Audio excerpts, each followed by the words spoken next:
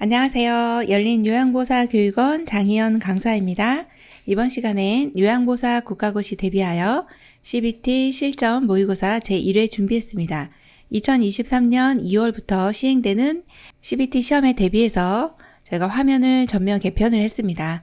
시험하고 동일하게 만들어서 모의고사를 준비를 했으니까 함께 보시면서 지필시험에서 변경된 CBT 시험에 적응도 하시고 또 문제도 푸시면서 시험에 대비해 주시면 좋을 것 같습니다. 우리 열심히 한번 공부해 보겠습니다. 지금부터 보겠습니다. 36번 요양보호사가 대상자를 대하는 원칙 중 잘못된 것은 1번 무엇이든 강제로 하지 않는다.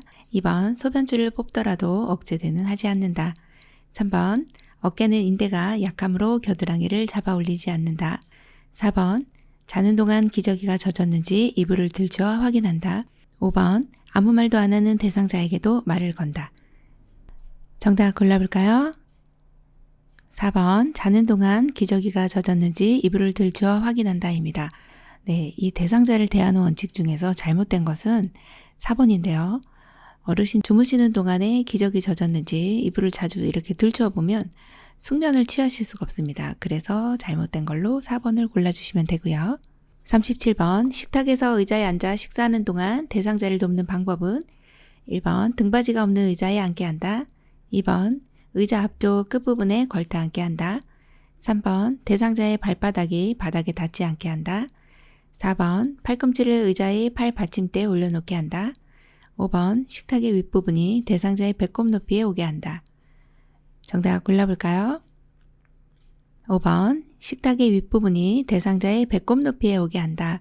이 내용은 출제가 많이 됐었고 식탁의 높이가 상당히 중요한데요.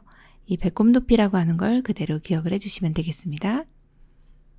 38번 오른쪽 편마비 대상자가 침상에서 식사할 때 편안한 자세를 잡도록 돕는 방법은 1번 침상에 앉히기 어려우면 똑바로 눕힌다. 2번 상체를 세운 후 머리를 오른쪽으로 돌려준다. 3번 오른쪽 상체를 베개나 쿠션으로 지지해준다. 4번 침상 테이블에 오른팔을 올려주고 똑바로 앉힌다. 5번 오른쪽을 밑으로 하여 옆으로 누운 자세를 취하게 한다. 정답은요? 3번 오른쪽 상체를 베개나 쿠션으로 지지해준다입니다. 한쪽이 이렇게 불편하신 경우는요. 이것을 이제 편마비라고 하는데 건강한 쪽은 아래로 밑으로 해서 옆으로 약간 누운 자세가 좋은데 이때 이제 불편한 쪽은 지지를 해주시는 내용이 시험에 상당히 많이 나옵니다. 받쳐줘야 된다 이 내용입니다. 그래서 정답이 3번입니다. 39번 의식이 없는 대상자의 경관 영양을 돕는 방법은 1번 영양액은 체온보다 낮은 온도로 준비한다. 2번 영양액 주머니를 침대 높이에 맞추어 건다. 3번 비위관이 빠지면 최대한 빨리 밀어 넣는다. 4번 영양액은 1분에 50ml 이상 주입되지 않도록 주의한다. 5번 구토 증상을 보이면 잠시 중단한 후 다시 주입한다. 정답 골라볼까요? 4번 영양액은 1분에 50ml 이상 주입되지 않도록 주의한다입니다. 속도가 너무 빠르면 대상자가 이제 복통이나 아니면 설사를 하실 수가 있기 때문에 이렇게 빨리 주입하지 않습니다. 그래서 속도를 기억을 해주셔야 되겠습니다. 40번 대상자의 눈에 안약을 넣을 때 옳은 위치는 1번 각막 위, 2번 비루관 입구, 3번 눈꺼풀, 4번 하부 결막낭 중앙, 5번 상부 결막낭 내측. 정답 골라볼까요? 4번 하부 결막낭 중앙입니다. 하부 결막낭이라고 하는 것은 아래쪽의 결막낭인데요. 결막은 눈을 이렇게 눈동자가 있고 이렇게 동공이 있죠. 요 바깥쪽을 둘러싸고 있는 요 바깥층 여기를 다 이제 결막이라고 하는데요. 아래쪽 결막낭 중앙에 떨어뜨리시는 것이 가장 좋고요. 약간 외측도 가능합니다. 눈이 시험에 나오면 반드시 코의 위치를 확인을 해주셔야 눈의 중앙인지 바깥쪽인지를 판단하는 것은 이 코의 위치입니다. 그래서 코를 중심으로 이제 눈의 위치를 확인하신 이후에 안쪽이냐 바깥쪽이냐 이것을 확인을 하셔야 되고요. 그리고 이 하부 결막낭 중앙에다 넣으시고 나서 이 안약은 이 누점이라고 하는 여기 작은 누소관이라고 하는 관이 있는데요. 이것이 코로 연결되는 비루관이 입구가 여기 누소관이라고 보시면 돼요. 아주 가느다란 이 작은 점들이 있는데 이 누점을 통해서 비루관으로 빠져나가게 됩니다. 이 안약을 넣고 나면은 반드시 비루관을 눌러주셔야 흘러내려가지 않거든요. 그래서 비루관을 잠시 눌러준다 이 내용도 하나 기억을 해주시고 각막 위라든지 비루관 입구에 이렇게 바로 안약을 넣지는 않습니다. 특히나 이 상암검 같은 경우는 눈 위쪽이잖아요. 위쪽에는 안약을 넣지는 않습니다. 그리고 요 5번도 마찬가지로 이 상부 쪽은 안약을 투약하지 않는다 이렇게 보시면 되겠습니다. 41번 오른쪽 편마비 대상자의 이동변기 사용을 돕는 방법은 1번 대상자의 오른쪽에 이동변기를 위치하게 한다. 2번 건강한 쪽으로 침대와 90도로 이동변기를 놓는다. 3번 이동변기 높이를 침대보다 약간 낮게 한다. 4번 이동변기를 따뜻한 물로 데워둔다. 5번 환경을 조용하게 해서 배설 시 편안함을 준다. 정답 골라볼까요? 4번이네요. 이동변기를 따뜻한 물로 데워둡니다. 배뇨, 배변을 편하게 해주실 수 있는 방법이 이 관략근 이완을 시키는 건데 그 중에 하나가 따뜻한 물로 데워두는 것입니다. 자, 1번 보시면 이동변기의 적용이라고 보시면 이동변기는 이제 침상에서 일어설 수는 있지만 화장실까지 못 가는 경우 아니면 밤에 낙상 위험이 있는 경우에 이동변기를 사용하시거든요. 그런데 이동변기의 위치가 너무 중요합니다. 불편한 쪽에 놓으시면 낙상이 일어나기가 쉬워요. 그래서 이동변기는 항상 건강한 쪽에 위치하게 하기 때문에 왼쪽에 위치하게 해야 되겠네요. 자, 그 다음에 2번 보시면 건강한 쪽으로 침대와 비스듬히 놓습니다. 그래서 45도로 놔주시면 되고 또 3번처럼 이동변기를 침대보다 낮게 해주시면 오히려 낙상 위험이 높아요. 그래서 낮게 아니고 같도록 합니다. 요거 하나 기억해 주시고요. 자, 5번처럼 너무 조용하게 해주시면 이를 시원하게 못 보시기 때문에 약간 좀 시끌시끌하게 해주시는 것이 좋습니다. 42번 스스로 허리를 들 수 있는 대상자의 기저귀 교환 방법으로 옳은 것은 1번 무릎을 세우고 똑바로 누운 상태에서 교환한다. 2번 옆으로 돌려 눕혀 기저귀를 교환한다. 3번 기저귀의 배설물을 밖으로 말아 넣는다. 4번 물티슈로 닦은 후 바로 기저귀를 채운다. 5번 배설물 이상이 있는 경우 신속하게 처리하고 보고한다. 정답 골라볼까요? 1번 무릎을 세우고 똑바로 누운 상태에서 교환한다 입니다. 지금 여기에는 스스로 허리를 들 수 있는 대상자네요. 이런 경우는 대상자가 협조가 가능하다 이렇게 보시면 돼요.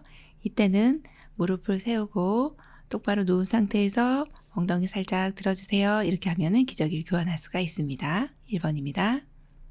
43번 대상자가 유치도뇨관을 사용할 때 주의사항으로 옳은 것은 1번 이동할 때는 역류 방지를 위해 소변 주머니를 잠근다.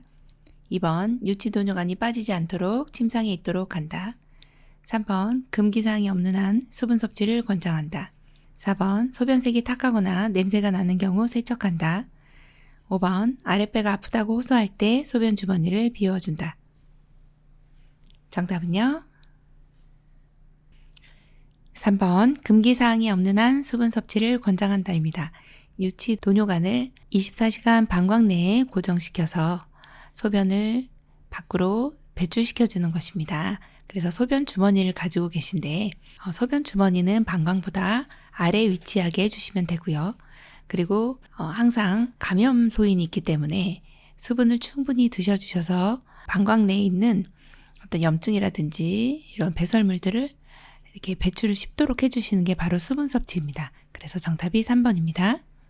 44번 기본체 이유와 내용이 옳게 연결된 것은 1번 앙화의 둔부의 압력을 피할 때 2번 반좌위 숨이 차거나 얼굴을 씻을 때 3번 복위 휴식하거나 잠을 잘 때 4번 측위 식사 시나 위관 영양을 할 때 5번 좌위 관장할 때 정답은요?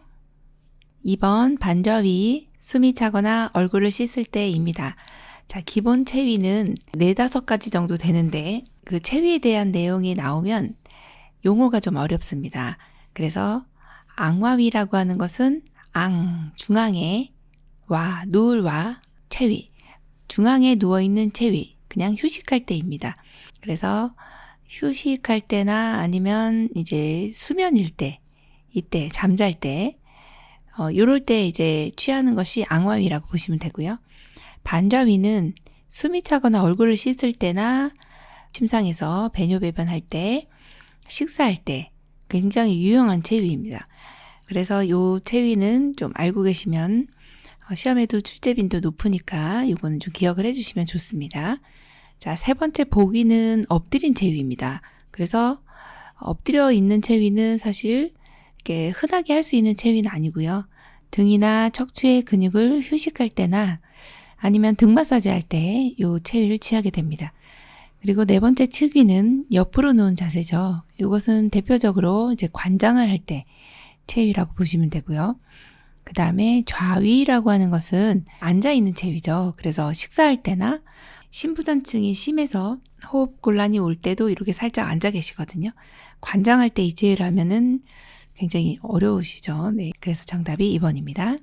45번 대상자의 배설물을 관찰한 결과 시설장에게 보고해야 하는 경우는 1번 소변이 투명하다, 2번 소변에 거품이 없다, 3번 소변이 엷은 노란색이다, 4번 대변에 점액질이 섞여 있다, 5번 대변이 부드럽고 형태가 있다. 정답은요? 4번 대변에 점액질이 섞여 있다입니다. 지금 이런 경우에는 보고해야 돼요. 점액질이라고 하는 것은 몽글몽글하게 끈적끈적한 건데요. 아이들 혹시 이제 키우신 분들 기억을 더듬어 보시면 장염이 걸렸을 때 이게 끈적끈적하고 몽글몽글한 게 이 젤리 형태처럼 나왔을 겁니다.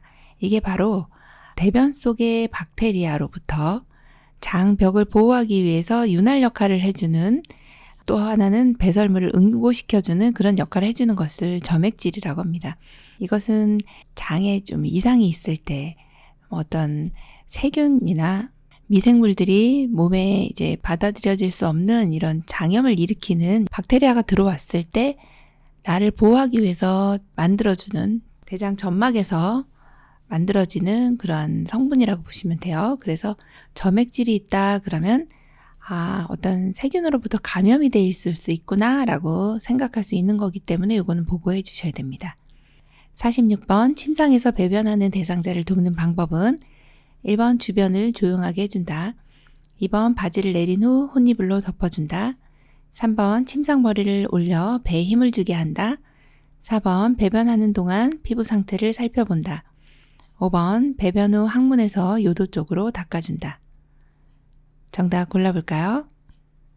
3번 침상머리를 올려 배에 힘을 주게 한다입니다.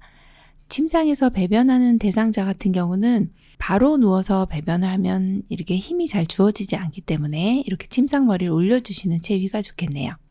47번 협조가 어려운 대상자의 간이변기 사용을 돕는 방법은 1번 둔부를 들어 방수포를 깔아준다, 2번 협조가 어려우면 기저귀 사용을 하도록 한다, 3번 바로 누운 상태에서 간이변기를 대어준다, 4번 몸을 옆으로 돌려 눕혀서 간이변기를 대어준다, 5번 회음부와 둔부는 물티슈로 뒤에서 앞으로 닦는다. 정답은요? 4번 몸을 옆으로 돌려 눕혀서 간이변기를 대어준다입니다. 협조가 어려운 대상자이기 때문에 이 간이변기라고 하는 거는 침상에서 일을 보실 때 사용하는 변기가 간이변기죠. 이동변기하고 간이변기를 혼돈하시면 안 됩니다. 시험에 나오면 이동변기나 간이변기나 변기지 이렇게 생각하시면 안 됩니다. 간이변기는 간단하게 침상에서 본다. 이동변기는 어르신이 일단 일어나서 이동을 해서 본다. 이 내용을 기억해 주시면 되고, 이 간이변기는 침상에서 사용하시는 거기 때문에 협조가 어려운 경우와 협조가 가능한 경우 이 둘로 나눠야 되죠. 자, 협조가 어렵기 때문에 어르신이 엉덩이 들어줄 수 없어요. 그러면 우리가 어르신을 몸으로 옆으로 돌려 눕힌 상태에서 간이변기를 대어주시면 되네요. 그래서 정답이 4번입니다. 48번 스스로 세수할 수 없는 대상자의 세면을 돕는 방법은 1번 눈곱이 있는 눈을 먼저 닦는다, 2번 코 밖으로 나온 코털을 자른다. 3번 면봉으로 귀 속의 기지를 닦는다. 4번 눈의 바깥쪽에서 안쪽으로 닦는다.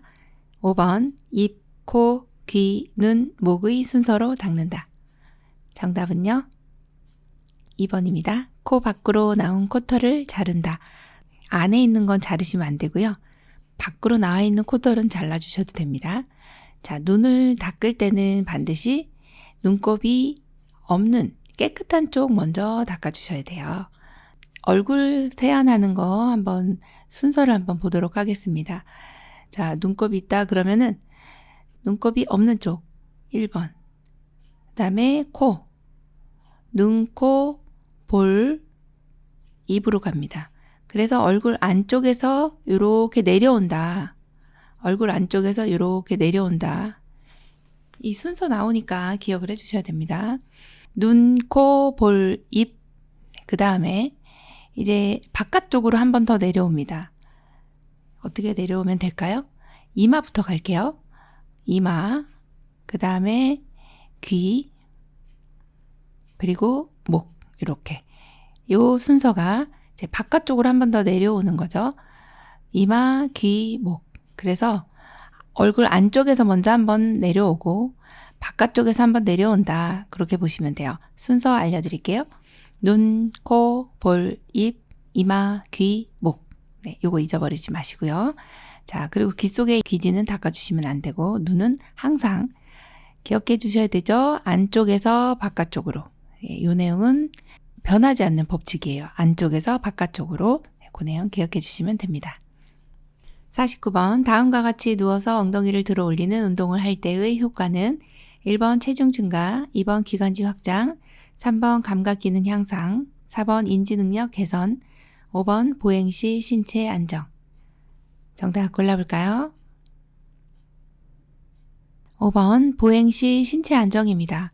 엉덩이를 들어 올렸다 내렸다 이렇게 하는 경우는 어떤 점이 좋을까요? 하면은 일단은 여기 간이병기를 대주실 때 얼마나 좋은지 몰라요. 굉장히 편합니다. 어르신 엉덩이 들어보세요. 그러면은 이렇게 들어줍니다. 그러면은 저희가 수발 부담이 굉장히 줄어들거든요. 자, 그 다음에 이렇게 들었다 내렸다 하면 침상에서 이동도 굉장히 쉽겠죠. 체위 변경하는 것도 좋고. 그리고 이제 보행 시 신체 안정, 결국에는 이제 낙상 위험까지도 줄여줄 수 있는 내용이 바로 이 엉덩이 들어 올리는 운동입니다. 침상에서 많이 해주시면 좋습니다. 50번 다음 그림과 같은 보행기를 이용하는 대상자의 보행을 돕는 방법은 1번 대상자의 건강한 쪽 앞에서 보조한다. 2번 대상자를 보행기 앞에 기대어 서게 한다. 3번 건강한 다리와 보행기를 함께 옮기게 한다. 4번 먼저 옮긴 발이 나간 지점까지 나머지 발을 옮기게 한다. 5번 보행기는 대상자의 팔꿈치가 90도 구부러지는 높이로 조절한다. 정답 골라볼까요? 4번 먼저 옮긴 발이 나간 지점까지 나머지 발을 옮기게 한다입니다. 이렇게 대상자가 이 보행기를 사용할 때 이게 가장 흔한 보행기 형태인데요. 어르신 보행기가 뭐 보행차도 있고 실버카도 있고 하지만 이 보행기를 가장 많이 사용을 하시죠. 이 보행기 원칙은요. 보행기 나가고 한 발 한 발 나가시면 되거든요. 그래서 보행기 나가고 한 발 나간 발 지점까지 나머지 발이 가게 되시면 되고요. 그리고 한쪽이 불편한 경우만 이 보행기와 불편한 다리가 같이 나가고 그리고 건강한 다리가 나가주시면 됩니다. 51번 오른쪽 팔에 수액을 맡고 있는 왼쪽 편마비 대상자의 상의를 입히는 순서는 1번 수액 오른팔 왼팔, 2번 수액 왼팔 오른팔, 3번 오른팔 수액 왼팔, 4번 오른팔 왼팔 수액, 5번 왼팔 수액 오른팔. 정답 골라볼까요? 5번 왼팔 수액 오른팔입니다. 자, 이 대원칙이 벗어나진 않아요. 입마 복권입니다. 입을 때는 마비된 쪽, 그리고 벗을 때는 건강한 쪽 먼저. 입을 때 마비 쪽입니다. 지금 입히는 순서기 때문에 그럼 마비된 쪽을 먼저 찾아야 되겠네요. 오른쪽 팔에 수액을 맞고 있다. 지금 왼쪽 편마비네요. 마비가 있는 쪽은 수액을 못 맞아요. 그래서 왼쪽 편마비 대상자가 지금 옷을 입은 상태로 왼쪽 편마비 대상자가 수액을 맞고 있습니다. 그렇다면 이 대상자는 지금 오른쪽 왼쪽을 이제 방향을 조금 보도록 하겠습니다. 지금 그림을 보시면 여기에 이 대상자가 있고 정면이라고 봤을 때 왼쪽 오른쪽 이렇게 항상 방향을 설정을 해 놓으시고 오른쪽 팔에 수액을 맞고 있으니까 수액을 좀 연결을 해 보도록 할게요. 자, 이렇게 수액이 있어요. 그러면 왼쪽 편마비 대상자인데 입히는 거니까 먼저 왼팔이 갑니다. 자, 1번 왼팔이 가고 그리고 나면 이 수액 때문에 팔이 못 들어가죠. 그래서 반드시 수액이 2번이 돼야 됩니다. 수액이 들어가야지 팔이 들어가는 거죠. 자, 이렇게 골라주시면 되는데 조금 수액이 나오거나 아니면 단추 없는 상의가 나오게 되면 티셔츠 같은 그런 게 나오면은 이제 갑자기 멘붕이 오기 시작합니다. 전혀 멘붕 오시지 않아도 되고요. 이제부터는 어떻게 하느냐 문제 푸시는 요령을 좀 설명드리자면 수액이 나왔네 혹은 티셔츠가 나왔네 그러면 입마 벗건에 이 원칙을 적용을 해주시되 중간에다가 요 머리라든지 수액을 넣어주시면 돼요. 항상 그렇습니다. 가운데 꼭 이게 들어가게 돼 있습니다. 이것 때문에 이 팔이 못 들어가니까 얘를 먼저 넣고 이것 때문에 못 빼니까 얘를 먼저 빼고 이렇게 해서 가운데 수액이 들어가는 걸 무조건 골라주시면 정답입니다. 네, 입마 벗건은 잊지 마시고요. 52번 욕창 예방 매트리스를 사용하는 대상자를 돕는 방법은 1번 매트리스 위에 찜질기를 깔아준다. 2번 대상자 외에 1인 이상이 동시에 사용한다. 3번 일주일에 한 번 작동 여부를 확인한 후 사용한다. 4번 매트리스는 끓는 물에 소독한 후 말려 사용한다.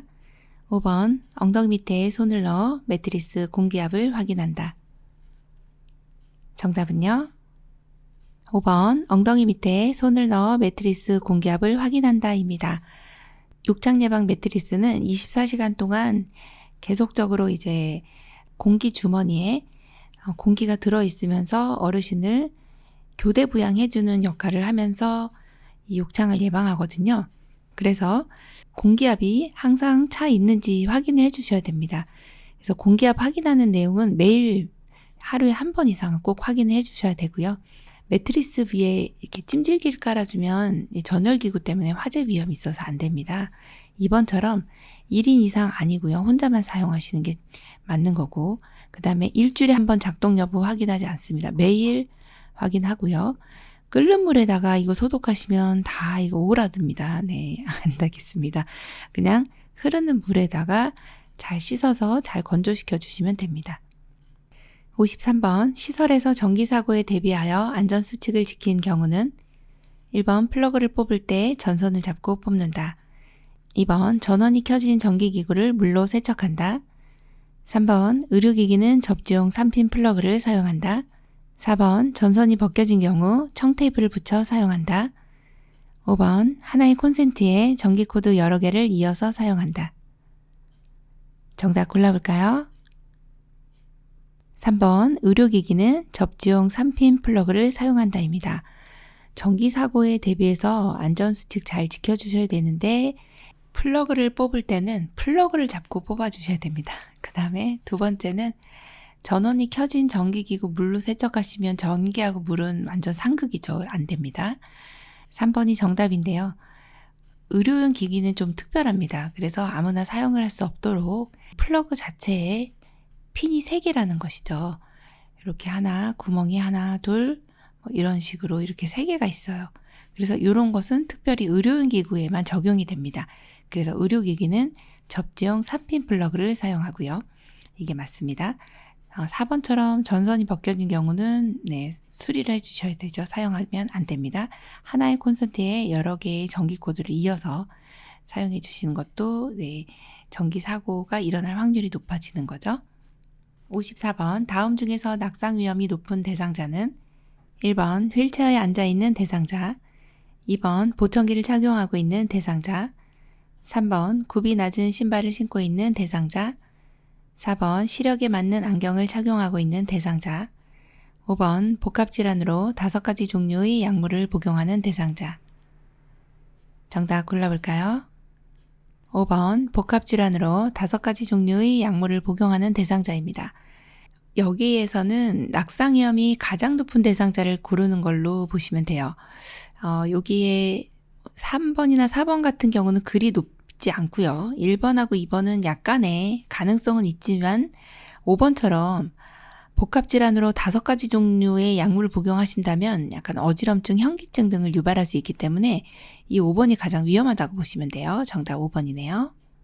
55번 휠체어로 이동할 때 휠체어 앞바퀴를 들어올려 뒤로 젖힌 상태에서 이동해야 하는 경우는 1번 울퉁불퉁한 길을 갈 때, 2번 평지를 이동할 때, 3번 오르막길을 올라갈 때, 4번 내리막길을 내려갈 때, 5번 엘리베이터를 타고 내릴 때.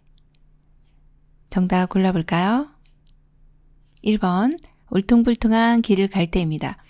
휠체어로 이동을 하고 있는데 이렇게 울퉁불퉁한 길을 가면 앞바퀴가 작기 때문에 이 진동을 다 느끼게 됩니다. 어르신이 굉장히 불편하시죠.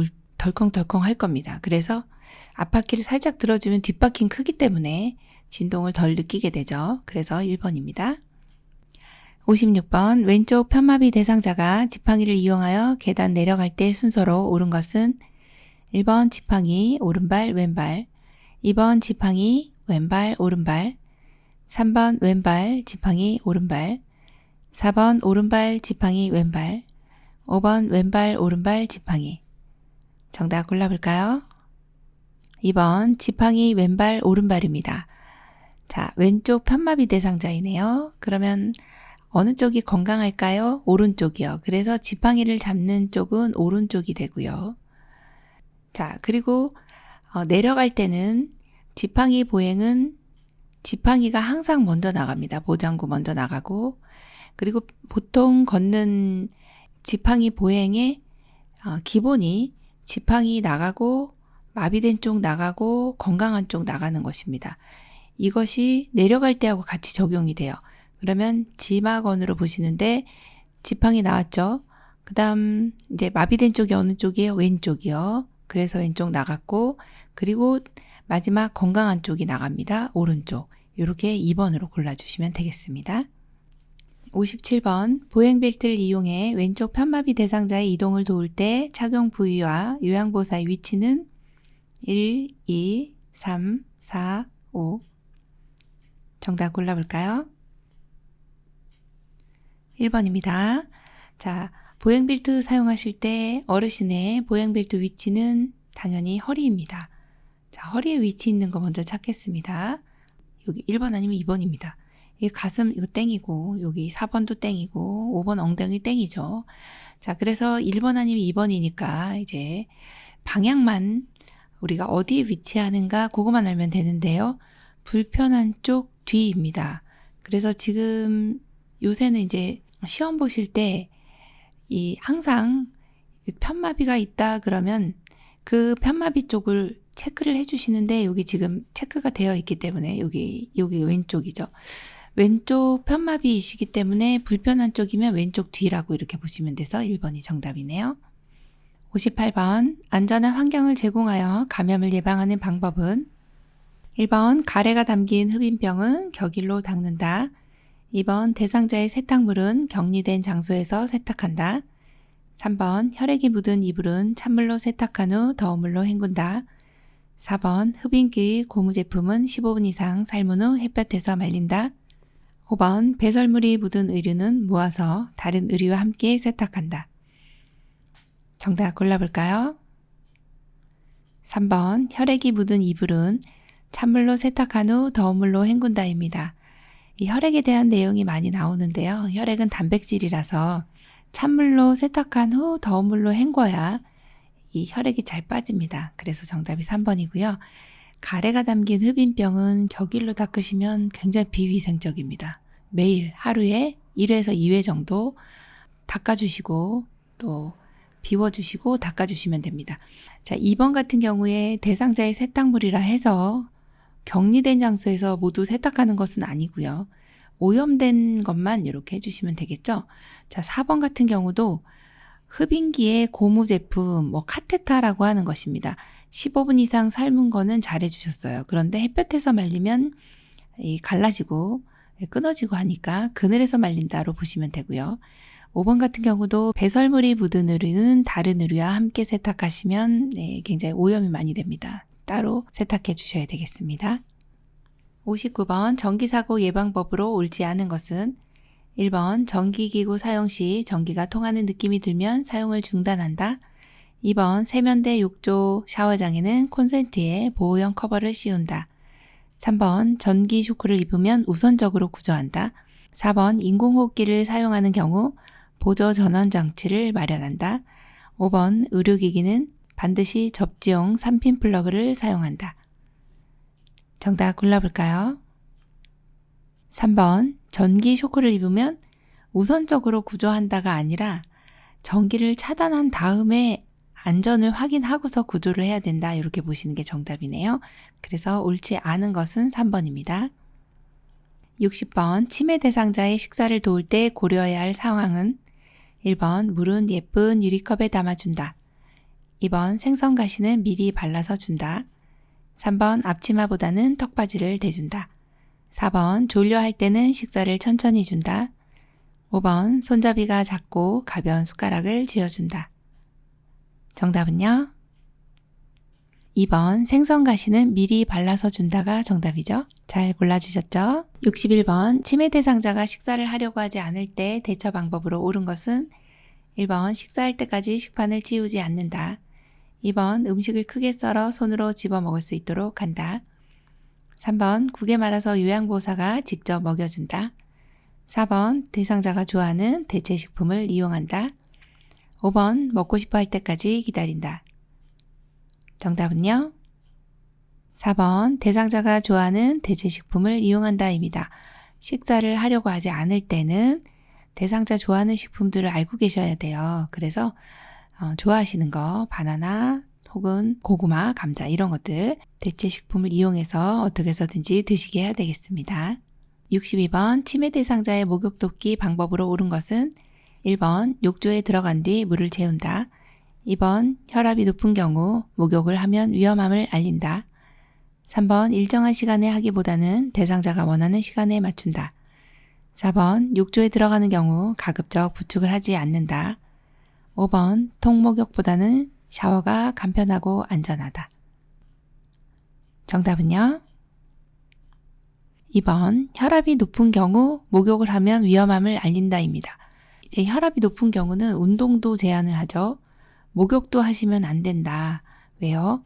혈압이 높으면 뇌경색이나 뇌출혈 위험성이 높습니다. 그래서 어르신 쓰러지시면 안 되죠. 그래서 목욕하시는 것도 좀 위험하니까 안 되겠다. 이렇게 설명을 드려야 되겠습니다.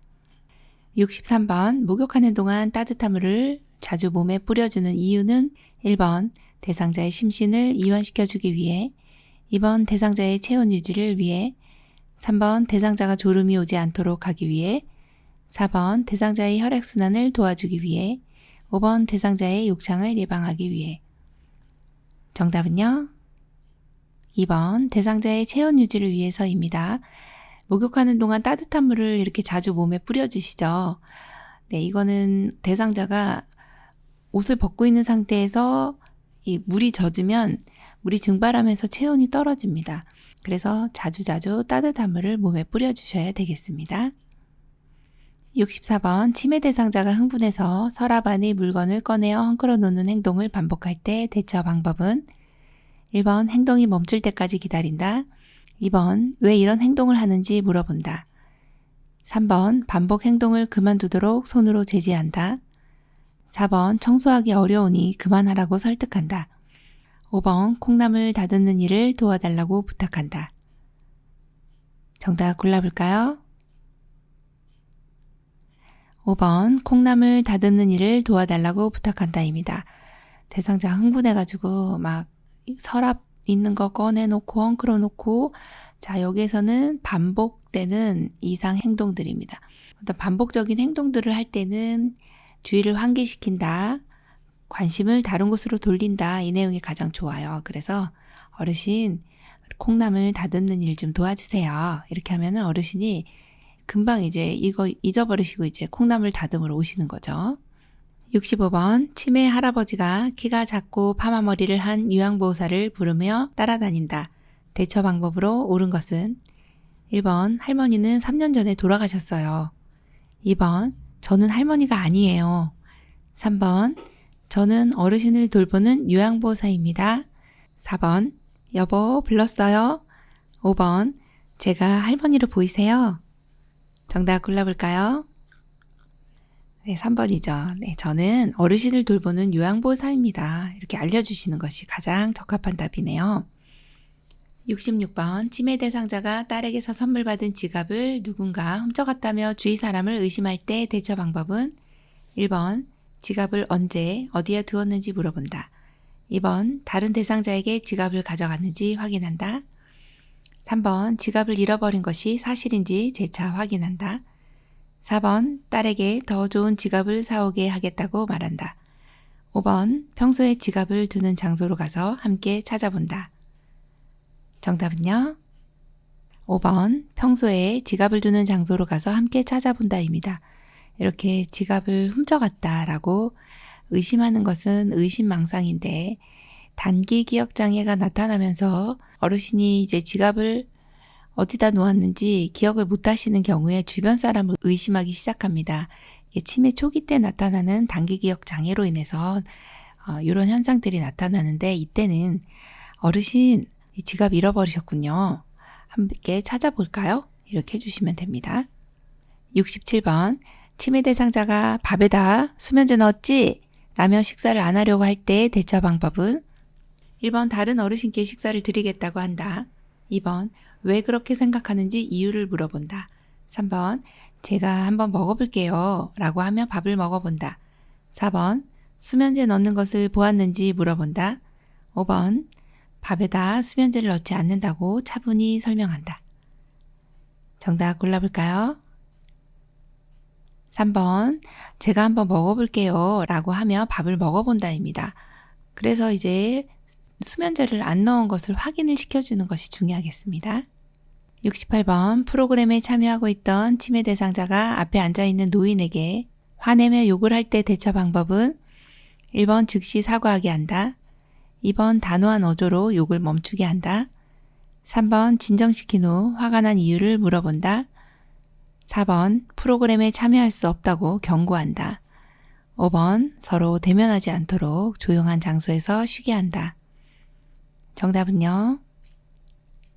5번 서로 대면하지 않도록 조용한 장소에서 쉬게 한다입니다. 이렇게 이제 프로그램에 참여하고 있는 중에는 다른 어르신도 계시기 때문에 조용한 장소에서 쉬게 하는 게 가장 좋거든요. 이 방법으로 취해 주시면 되고 사과하세요 이러면 화냅니다. 막 단호한 어조로 욕을 멈추게 한다든지 이유를 물어본다든지 이런 내용은 올바른 방법이 아니고 경고한다든지 이런 내용도 어르신께는 할 수 없는 내용이라 5번으로 골라주시면 됩니다. 69번 해질녘만 되면 집안을 왔다 갔다 하며 불안해하는 치매 대상자를 돕는 방법은 1번 커튼을 걷어 밖을 볼 수 있게 한다. 2번 조명을 어둡게 하여 마음을 안정시킨다. 3번 혼자 조용히 쉴 수 있는 시간을 늘려준다. 4번 좋아하는 반려동물과 함께 시간을 보내게 한다. 5번 피자 콜라를 제공하여 포만감을 느끼게 한다. 정답은요? 4번 좋아하는 반려동물과 함께 시간을 보내게 한다입니다. 지금 해질녘만 되면 불안해하죠. 이것을 석양증후군이라고 하죠. 이때는 어르신을 혼자 두시면 안 되고 또 문도 좀 닫아 놓으셔야 됩니다. 어두워지면서 불안해하시기 때문에 집안 조명을 좀 밝게 해 놓으시고 함께 계시면서 반려동물과 함께 혹은 이제 취미생활 또 이렇게 화초를 가꾼다든지 이런 취미생활 하시면서 어르신과 함께 시간을 보내는 게 너무 좋습니다. 그래서 정답이 4번입니다. 70번 여가 활동의 유형 중 자기개발 활동으로 묶인 것은 1번 영화 연극, 2번 교회 사찰 가기, 3번 책 읽기 신앙송, 4번 체조 가벼운 산책, 5번 퍼즐놀이 종이 접기. 정답은요? 3번 책 읽기 신앙송입니다. 자기 개발이라고 하는 것이 책을 읽는다는 게 얼마나 자기 개발이 많이 되겠어요. 네, 신앙송 이런 것들로 이제 자기 개발 활동을 골라주시면 되겠습니다. 71번 냇물 소리나 개구리 울음소리 등 청각을 활용한 인지자극 훈련으로 기대할 수 있는 효과는 1번 공감력 증대, 2번 계산력 증대, 3번 억제력 향상, 4번 진압력 강화, 5번 친화력 확대. 정답은요? 4번 진압력 강화입니다. 냇물 소리, 개구리 울음소리, 언제 개구리가 우나요? 이런, 그리고 냇물은 어디서 흐르나요? 이런 내용들이 이제 진압력이라고 하는 것이죠. 자, 진압력은 시간, 장소 또는 사람에 대한 개념이기 때문에 이러한 것은 이 진압력이라고 하는 게 그 인지자극 훈련할 때 진압력에 대한 내용이 빠질 수가 없어요. 이 어르신들 치매가 오기 시작하면 진압력이 상당히 떨어지는 경우를 많이 보기 때문에 진압력을 향상시킬 수 있는 그런 훈련이 중요하죠. 그래서 이런 걸로 기대할 수 있는 효과를 물어보는 것은 진압력 강화입니다. 이렇게 골라주시면 됩니다. 72번 다음의 방법으로 의사소통할 때 도움이 되는 대상자는 몸짓, 손짓을 이용해 천천히 이야기한다. 실물, 그림판, 문자판 등을 이용한다. 1번 시각장애, 2번 운동장애, 3번 이해력장애, 4번 진압력장애, 5번 주의력 결핍장애. 정답 골라볼까요? 3번 이해력장애입니다. 소통을 할 때요. 몸짓, 손짓을 이용해요. 왜요? 지금 이해를 못하시니까. 실물이나 그림판, 문자판을 이용해요. 왜요? 이해를 못하시니까요. 그래서 정답이 3번입니다. 73번 처음으로 시설에 입소한 시각장애 대상자에게 설명하는 방법으로 옳은 것은 1번 대상자를 중심으로 시계 방향으로 이야기한다. 2번 말을 건네기 전에 먼저 신체 접촉을 한다. 3번 대상자와 눈이 마주쳤을 때 대화를 시도한다. 4번 여기, 이쪽 등으로 정확히 방향을 제시해준다. 5번 요양보호사를 중심으로 오른쪽, 왼쪽을 설명한다.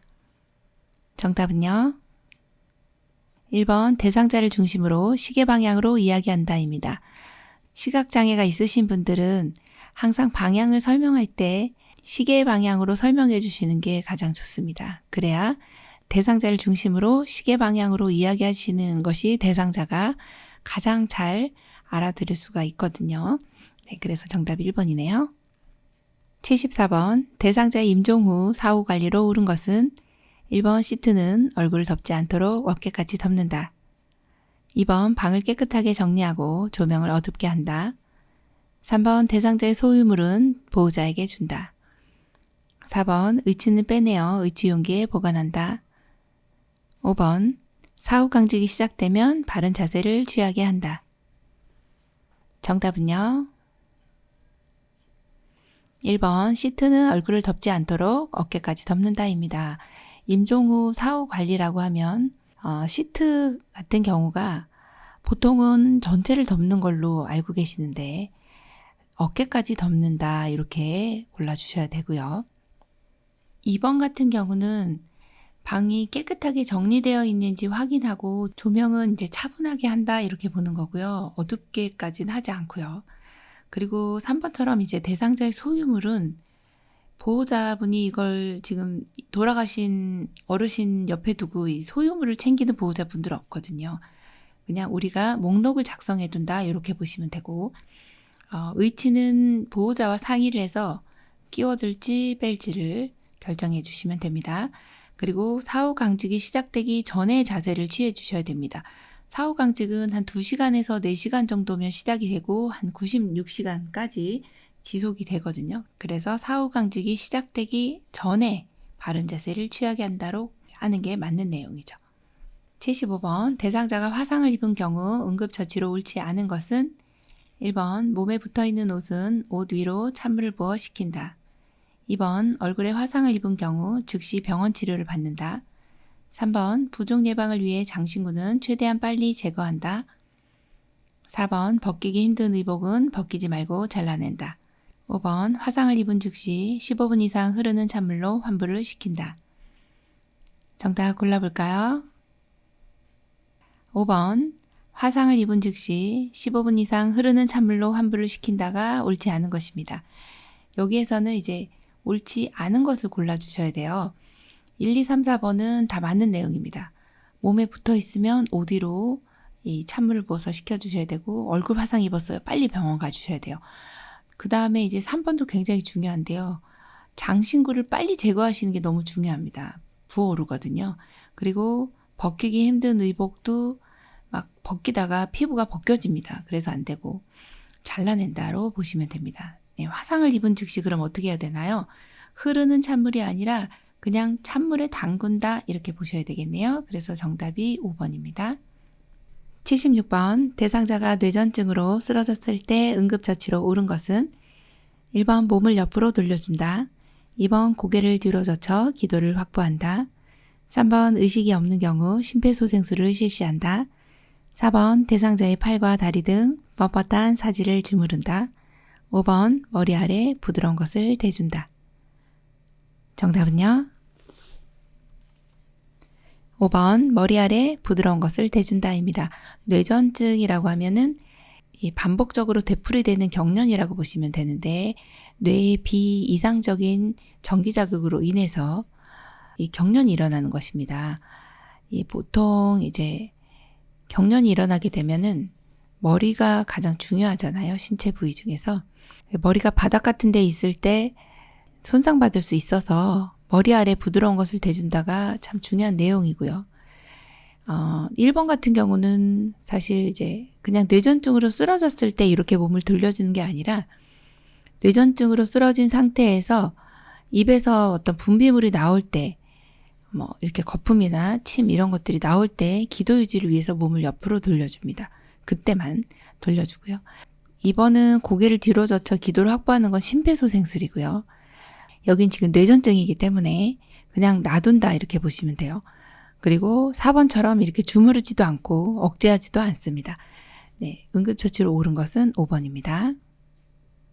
77번 대상자가 반응은 없으나 정상적인 호흡과 순환이 관찰될 때 취하게 해야 하는 회복 자세는 1, 2, 3, 4, 5. 정답은요? 1번입니다. 네, 회복 자세라고 하면은 일단 심폐소생술을 시행을 하다가 어느 정도 반응은 없지만 호흡이 돌아왔다라고 판단이 될 때 기도가 바로 누워져 있는 경우는, 지금 이제 2번이나 5번 같이 바로 눕혀져 있는 경우는 혹시 입에서 분비물이 나왔을 때 기도로 흡인되기가 쉽습니다. 그래서 몸을 옆으로 해놓는데, 이렇다고 이렇게 3번처럼 4번인 4번처럼 이렇게 엎어놓지는 않습니다. 순환을 가장 도와줄 수 있는 자세가 1번이라고 보시면 됩니다. 약간 옆으로 누운 자세로 보시면 됩니다. 78번 심정지 대상자에게 심폐소생술 시행 시 가슴 압박을 하는 방법으로 옳은 것은 1번 대상자의 가슴뼈의 아래 칼돌기 부위에 시행한다. 2번 구조자의 체중을 이용하여 압박하지 않도록 한다. 3번 양팔의 팔꿈치를 90도 구부린 상태로 시행한다. 4번 압박 직후 손바닥이 가슴에서 떨어지도록 한다. 5번 매번 압박한 직후 원래 상태로 이완되도록 한다. 정답 골라볼까요? 5번 매번 압박한 직후 원래 상태로 이완되도록 한다입니다. 압박이 들어간 만큼 그만큼 올라오고 또 내려갔다 올라오고, 이렇게 이 압박 이완의 비율이 50대 50으로 해주시는 게 맞고요. 1번 같은 경우는 칼돌기에는 절대로 해서는 안 되는 부위죠. 이게 명치기도 하고 급소기도 합니다. 그래서 칼돌기를 피해야 된다, 그렇게 보시면 되고, 정확한 위치는 가슴뼈 아래 2분의 1 부위라고 보시면 됩니다.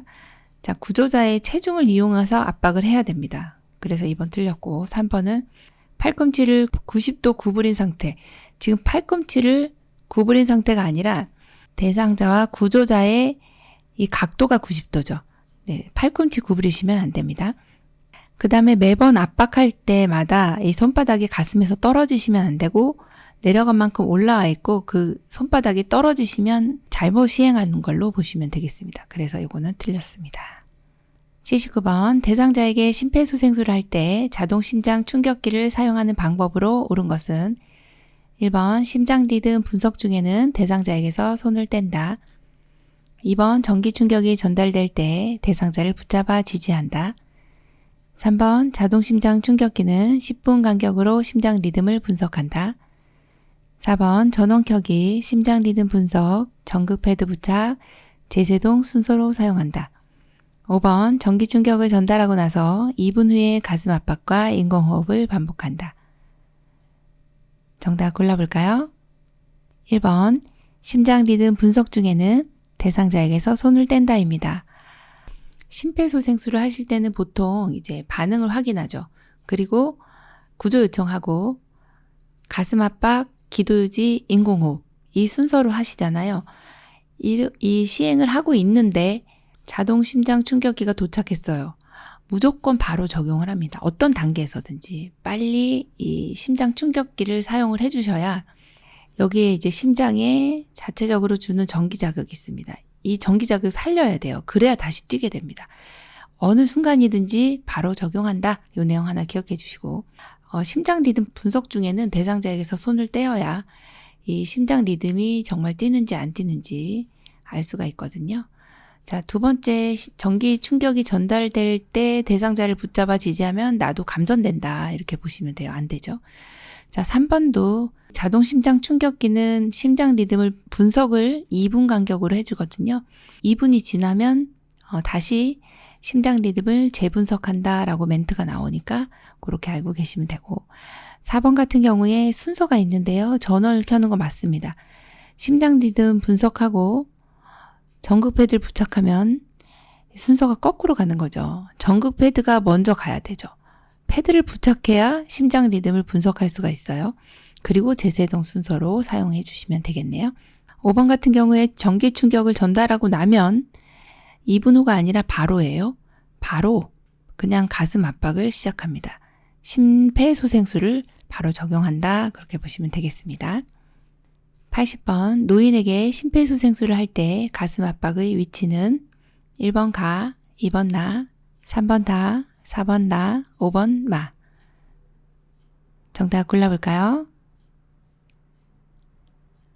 네, 4번 라입니다. 정확한 위치를 알아야 정확히 심폐소생술을 할 수가 있습니다. 자, 여기가 흉골이라고 하는 곳인데 흉골은 가슴에 있는 뼈, 그래서 가슴뼈라고도 합니다. 여기서부터 여기까지가 이제 가슴뼈가 되죠. 그리고 양옆으로 갈비뼈가 12개씩 나가게 되어 있는데 가슴뼈는 상당히 단단하기 때문에 가슴 압박을 해도 크게 무리가 없습니다. 잘못하면 이제 이 갈비뼈가 골절을 입게 되는데요. 정확히 하게 되더라도 골절을 입는 경우가 있는데 정확히 못하면 더 입게 되죠. 자, 그래서 정확한 가슴 압박의 위치는 흉골 아래, 지금 흉골 위아래죠. 아래 2분의 1 부위 여기라고 보시면 됩니다. 그래서 정확한 위치가 여기 라가 되는 것입니다. 흉골 가슴뼈 아래 2분의 1 부위, 이걸 꼭 기억을 해주시면 되겠습니다. 요양보사 국가고시 대비하여 CBT 예상 모의고사 제1회 풀이해드렸습니다. 시험이 이제 얼마 남지 않았죠. 열심히 공부하셔서요. 공부하신 만큼 또 시험에 많은 도움되시기 바랍니다. 모두의 합격을 기원합니다. 열린 요양보사 교육원 장혜영 강사였습니다. 감사합니다.